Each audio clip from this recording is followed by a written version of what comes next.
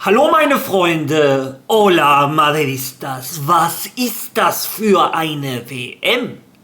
Ist jedes K.O.-Spiel Drama pur? Wie kann Paraguay Deutschland aus der WM schmeißen? Naja, alles was da passiert ist, darüber reden wir natürlich in diesem Video, aber wir unterhalten uns auch über Real Madrid. Denn jetzt ist es offiziell, Real Madrid, Como und Nico Paz haben es bekannt gegeben, der Argentinier wird noch für ein Jahr bei den Italienern spielen. Warum ich das so betone, werdet ihr gleich bei den Statements natürlich verstehen. Dann hat ein Marc Cucurella sein erstes längeres Interview gegeben als Real Madrid-Spieler. Einige interessante, lustige Antworten, die habe ich natürlich für euch übersetzt. Und zu guter Letzt, es geht schon wieder los. Das Thema Olis und Real Madrid lässt uns einfach nicht los. In diesem Fall neue Informationen vom AS. Der Spieler soll nach einem Treffen mit dem Vorstand von Bayern verlangt haben, sobald die WM vorbei ist. Also, was da los ist, was das alles bedeuten könnte, all das und noch viel mehr in diesem Video. Viel Spaß dabei.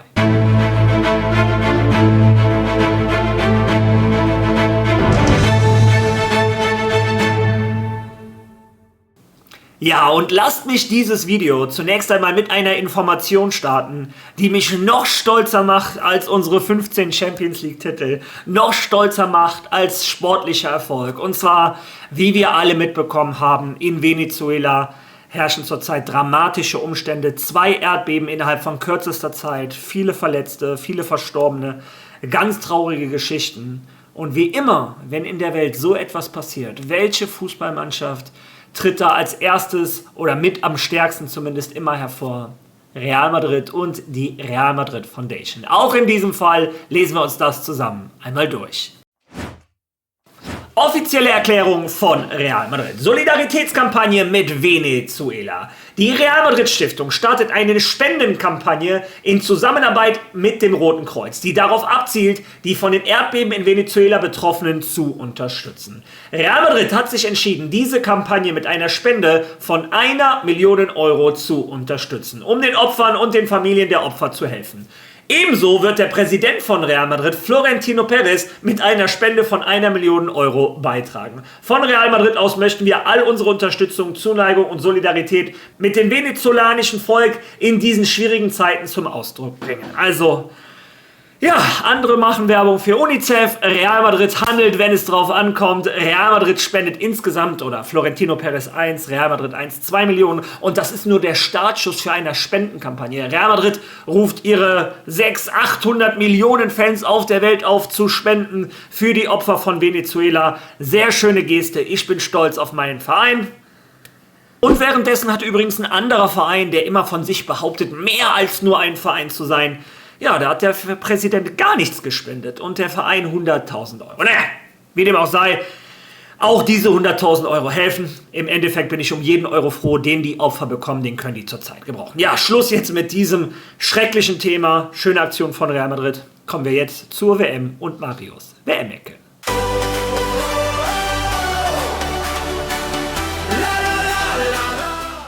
Meine Damen und Herren, Vini Junior ist zurück. Der für mich zurzeit beste Spieler bei diesem Turnier. Es macht so einem Spaß, ihm zuzuschauen. Der hat gestern fast das Tor der WM geschossen, schnappt sich den Ball an der Mittellinie bis zum Fünfer, spitzelt den der Torwart an den Innenpfosten. Boah, dieses Tor. Ich glaube, die Welt wäre eskaliert. Aber wie dem auch sei, Brasilien gegen Japan und ja, im Endeffekt habe ich mit dem Ergebnis recht behalten. Brasilien hat sich durchgesetzt, doch es war schwerer als gedacht. Was ist mit dieser WM los? Bis jetzt jedes Spiel Drama pur. Also wenn du ein schwaches Herz hast, ist diese WM nichts für dich.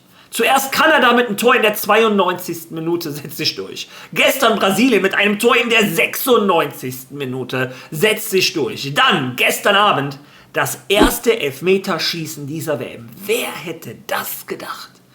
Paraguay gegen Deutschland. Und das Wunder wird vollendet.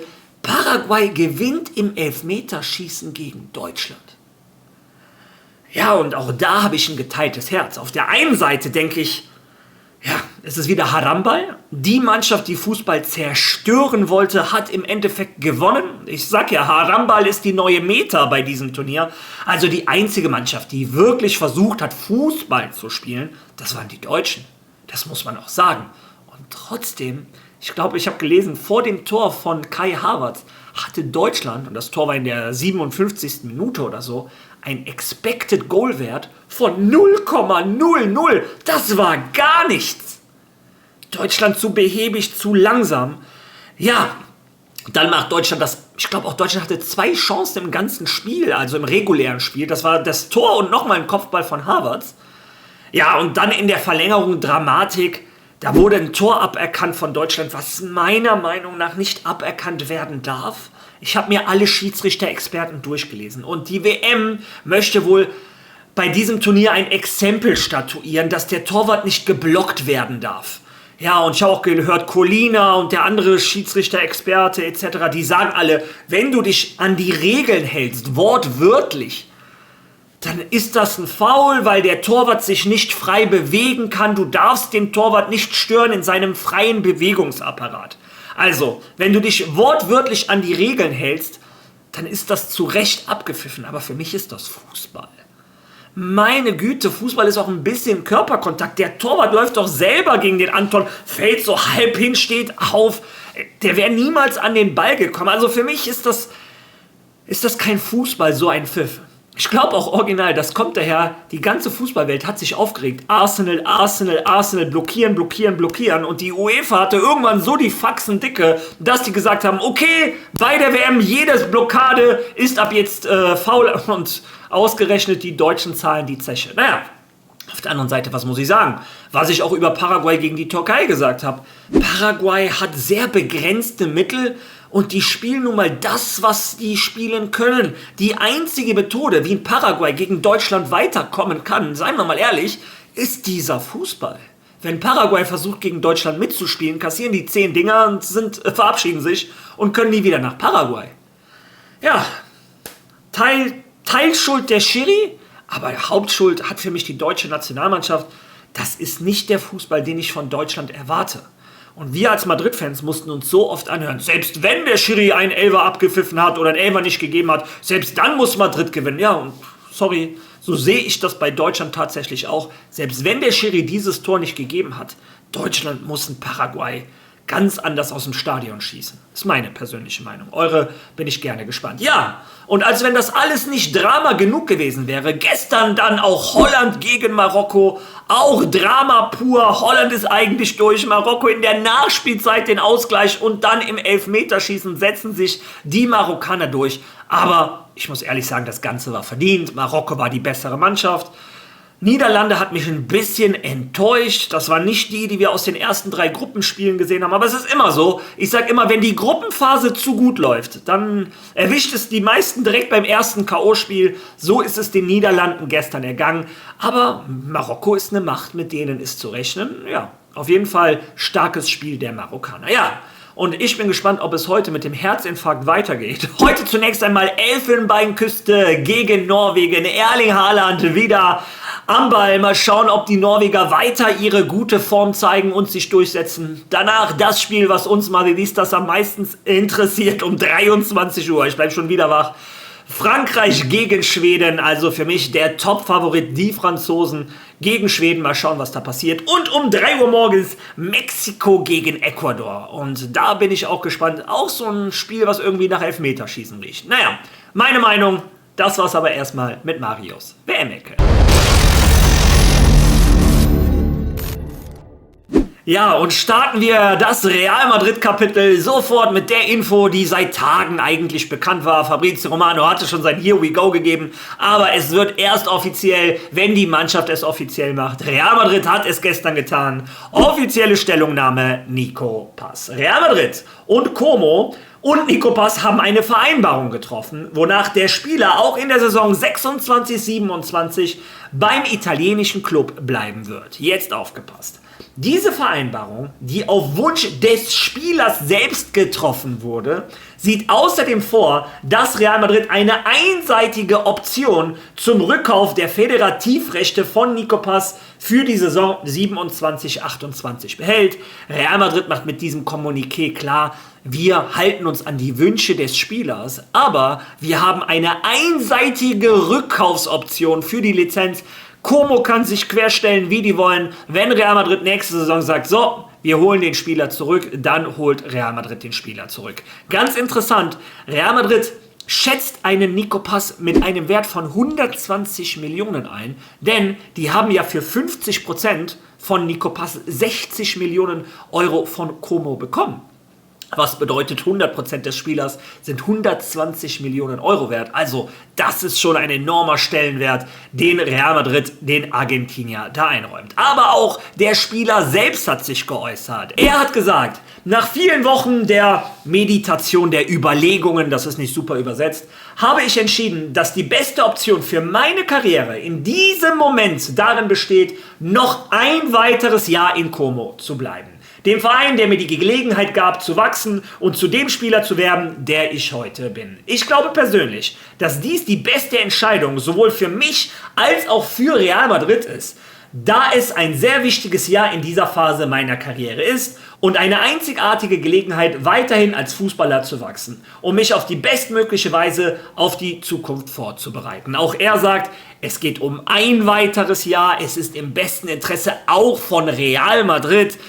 Ich möchte mich nochmal weiterentwickeln. Also ich lese da aus jedem einzelnen Wort heraus, er möchte nach Madrid nächste Saison, aber ja, das, was er macht, macht auch Sinn. Wieso sollte er bei Madrid um Minuten kämpfen, wenn er bei Como, wie ich es schon oft genug gesagt habe, wahrscheinlich 5000 Minuten in dieser Saison spielt, etliche Champions League Minuten. Das sind wichtige Erfahrungen und ich kann dem Argentinier nur die Daumen drücken. Sowohl bei der argentinischen Nationalmannschaft als auch bei Como, bis er nächstes Jahr dann hoffentlich nach Madrid zurückkommt. Ja, ein Spieler, der schneller war als Nikopaz, um nach Madrid zu kommen, ist auch ein Linksfuß. In diesem Fall Marc Cucurella. Und El Chiringuito, wie gesagt, auch denen muss man zuhören in letzter Zeit. Die haben eine gute Quelle zu Real Madrid, eine gute Beziehung zu Florentino Perez. Aber die haben gestern ein, ja, ich finde, relativ lustiges Interview mit Marc Cucurella geführt. Hören wir uns das zusammen einmal an. Also es gibt viele Leute, die die Wahrheit über deinen Wechsel zu Real Madrid wissen wollen. Wie war das? Es ging wirklich sehr schnell, das stimmt. Es sieht so aus, ich glaube, es gibt Leute, die denken, ich hätte sie angelogen, wenn sie mich gefragt haben. Aber nein, es stimmt wirklich. Wir haben eine Gruppe mit meinen beiden Beratern und meiner Partnerin und sie sagten, wir sollten telefonieren, am besten per Videoanruf und so weiter. Ehrlich gesagt habe ich nicht erwartet, dass sie mir das erzählen würden. Ich wusste nicht, in welche Richtung das gehen könnte. Mir hat gefallen, dass alles so schnell ging. Denn wenn Dinge in der Presse auftauchen, zieht sich das ein bisschen hin, wird etwas anstrengend, weil es letztlich Sachen sind, die nicht von dir abhängen. Die Leute fragen dich, du willst auch nicht viel darüber reden. Es war sehr leicht zu entscheiden. Wenn ein Verein wie Real Madrid mit all seiner Geschichte auf dich zukommt, dann ist es, glaube ich, als Spieler ein Privileg, so eine Chance zu bekommen. Gab es eine echte Option, zum FC Barcelona zu wechseln?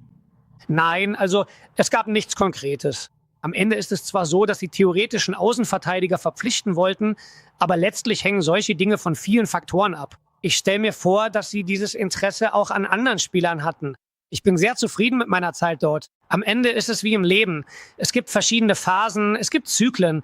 Mein Zyklus dort ist schon vor einiger Zeit zu Ende gegangen. Und jetzt habe ich eine neue Chance, auf die ich mich sehr freue und bei der ich mein Bestes geben möchte. Wie gehst du mit dem Hate auf Social Media um? Ach gut, kein großes Ding, ehrlich gesagt. Ich habe das schon gelernt. Ich habe das schon durchgemacht, als ich jünger war. Ich musste das auch durchmachen und habe wegen der Kritik und dem Hate ein bisschen gelitten.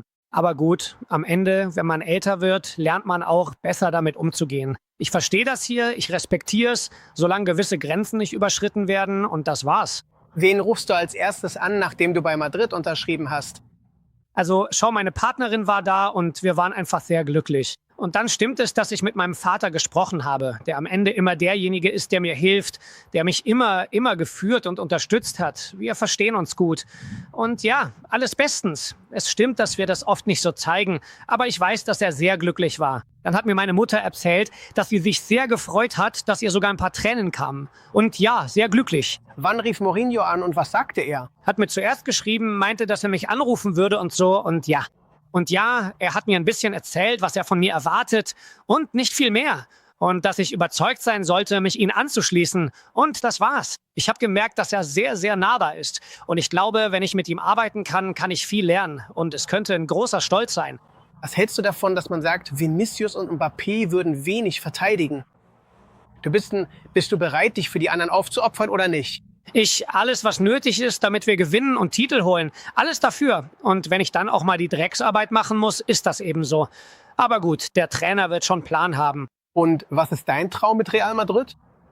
Also, schau, ich glaube, die Champions League zu gewinnen, das ist vor allem das, was mich am meisten begeistert. Ich habe mir die Doku angeschaut, die letzte, die rausgekommen ist, über die letzte Champions League. Über die letzte Champions League. Mir hat diese Atmosphäre sehr gefallen, dieses Gefühl, das sie haben, als ob es vielleicht nicht klappt, aber sie wissen, dass irgendwas passieren wird. Und du siehst, wie Madrid das Spiel dreht und verstehst nicht, warum. Und das selbst miterleben zu können, ich glaube, das könnte etwas sehr Schönes sein. Ja, und Marco Correa, er weiß, wo er angekommen ist. Das Ziel natürlich die Champions League mit Madrid. Er hat selber diese unglaublichen Nächte erlebt oder im Fernsehen gesehen, wo du denkst, Madrid kann das nicht holen und Madrid holt es trotzdem. Er möchte Teil davon sein. Und was mir auch gefallen hat, wo er gesagt hat, ja, wenn Mbappé und Vini nicht so viel laufen, dann mache ich gerne die Drecksarbeit, solange wir Titel gewinnen. Aber er hat auch gesagt, der Mister wird wohl einen Plan haben. Also es ist nicht so, dass Vini und Mbappé sich da vorne ausruhen können. Ich glaube nicht, dass das unter José Mourinho passiert. Ja, wie dem auch sei, dieses Interview fand ich ganz amüsant. Hoffe, euch hat das auch gefallen. In dem Fall fand ich die Übersetzung auch ganz gut vom KI-Programm. Also mal Props dafür. Ja, und zu guter Letzt, ja, das Thema, was gestern Spanien ein bisschen wieder erschüttert hat, oder zumindest die Fußballwelt. Denn so wie es aussieht, hat Michael Olise die Bayern zum Rapport gebeten. Er möchte nach der WM eine Unterhaltung mit der Führungskraft von Bayern.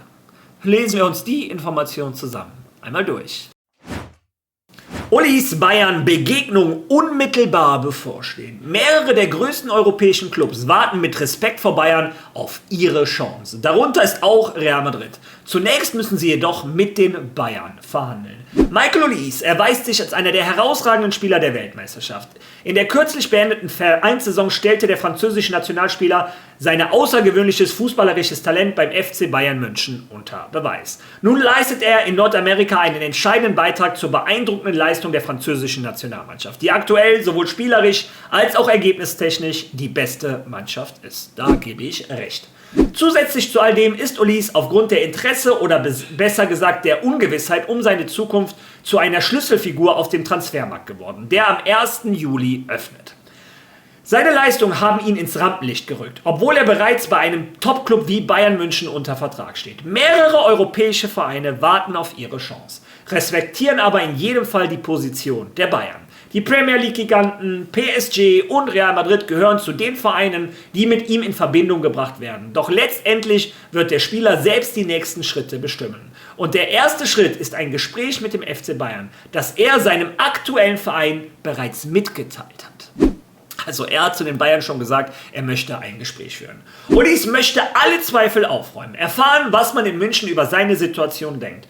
Und aus erster Hand erfahren, wie Bayern ihn nach 2 Spielzeiten im Trikot der Bayern einschätzt, in denen er sich als einer der besten Spieler der Welt bewiesen hat. Er weiß, dass mehrere Vereine ihn beobachten und sich fragen, was er nach der Weltmeisterschaft tun wird. Bislang hat sich der Stürmer nicht zu seiner Situation geäußert und bei diesem Treffen wird er direkt mit der Bayern-Führung sprechen. Wie diese Zeitung erfahren hat, wollte Olise und sein Umfeld sich nach der Weltmeisterschaft in Ruhe zusammensetzen, alles analysieren und angesichts der dramatischen Veränderungen, die sich innerhalb weniger Monate ereignet haben, entscheiden, wie sie sich positionieren. Sein Aufstieg hat alle Erwartungen übertroffen und der bayerische Verein muss dies nun auf die ein oder andere Weise akzeptieren.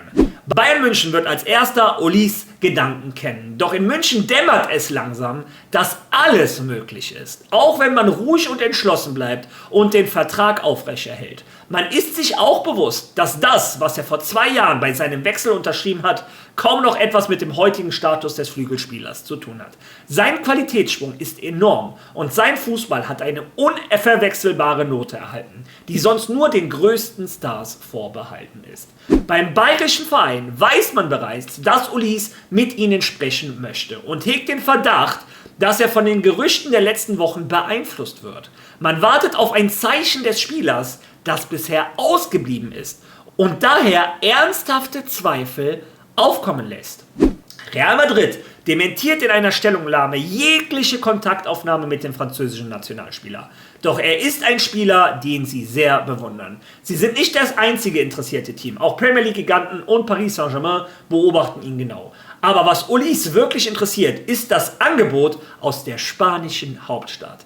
Nach der Weltmeisterschaft wird es weitere Entwicklungen geben. Aber eines steht fest, Bayern München weiß bereits, dass man sich mit Ulis zusammensetzen und mit ihm sprechen muss. Und vor allem seine Wünsche zu berücksichtigen. Ja, der Artikel geht noch ein bisschen weiter, aber im Prinzip geht es darum, dass die Bayern zum ersten Mal das Gefühl haben, dass Ulis sich von diesen ganzen Sirenengesängen doch, ablenken lässt oder doch verführen lässt, besser gesagt. Bayern hat anscheinend zum ersten Mal das Gefühl, Ulis möchte vielleicht einen nächsten Schritt in der Karriere gehen und Ulis sucht ein Gespräch mit den Bayern. Und viele sagen sich, warum sollte er jetzt ein Gespräch suchen? Der hat noch einen langen Vertrag bei den Bayern. Ganz einfach. Den Vertrag, den er in Ulis vor 2 Jahren unterschrieben hat, war nicht der Vertrag für den Spieler, der er heute ist. Also, dass die Berater von Ulis jetzt das Gespräch suchen, ist das Normalste auf der Welt. Die werden auch den Bayern die Pistole auf die Brust setzen und sagen, so, entweder ich bin hier der bestverdienende Spieler oder ich verdiene mindestens so viel wie Harry Kane oder noch mehr, oder ich höre mir mal an, was Paris mir so zu bieten hat. Ich höre mir mal an, was die Premier League mir zu bieten hat oder was Real Madrid mir zu bieten hat. Ja, und deshalb, wie gesagt, dass die Berater ein Gespräch suchen, finde ich nicht so deep. Das ist ihr Job. Die müssen immer versuchen, für ihren Klienten das Maximum rauszuholen. Und die Frage ist, ob die Bayern mitgehen, ob die sagen, Ulis, um jeden Preis, oder ob die Bayern irgendwann sagen, ey, weißt du was, wenn wir dir dieses Gehalt dahin erhöhen, dann ist unsere Gehaltsstruktur komplett aus den Fugen geraten. Real Madrid bietet uns 225 Millionen Euro. Vielleicht könnten die Bayern dann doch überlegen. Ja, ich bin gespannt, was ihr denkt. Ob ihr das so seht wie ich, ob ihr sagt, das ist normal, dass die das Gespräch suchen, oder ob ihr denkt, nee, der möchte unbedingt nach Madrid. Ich kann mir den Transfer immer noch nicht vorstellen, bin ich ganz ehrlich. Doch ich bin auch gespannt, was ist eure Meinung zu dem ganzen Thema? Lasst die bitte in den Kommentaren. Wenn ihr schon mal da seid, liked dieses Video, hype dieses Video, lasst ein Follow da, wenn ihr das noch nicht gemacht habt. Und ich würde vorschlagen, wir sehen uns morgen wieder. Also, bis dahin.